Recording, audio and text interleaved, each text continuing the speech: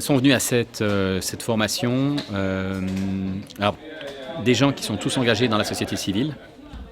mais de différentes manières. Certains sont responsables de campagne dans leur propre pays ou sont responsables des rapports EPU, et d'autres sont plutôt engagés dans des activités de sensibilisation ou des activités d'éducation. On a d'ailleurs plusieurs enseignants aussi, mais qui eux-mêmes viennent d'organisations de la société civile ici, et qui font un travail d'éducation aux droits de l'homme et qui utilisent notamment l'examen périodique universel comme une occasion de présenter quels sont les engagements que l'État a en matière de droits fondamentaux,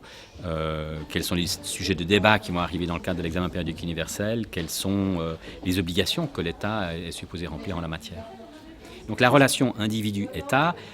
on la vit tous, alors de façon différente dans nos États respectifs, mais on est tous confrontés d'une manière ou d'une autre à un État, ou alors, pour ceux qui viennent par exemple de la République démocratique du Congo ou d'autres situations qui sont extrêmement difficiles,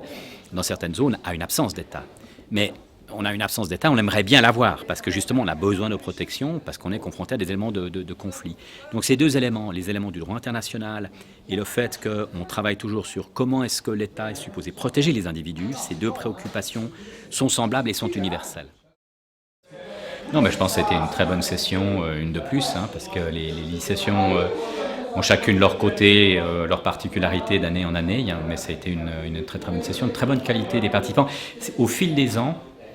ce qui est assez logique d'ailleurs, comme de plus en plus de groupements de la société civile, de coalitions nationales ont été formés, eh bien, les gens qui arrivent ont une expérience. Les participants ont quelque chose à dire.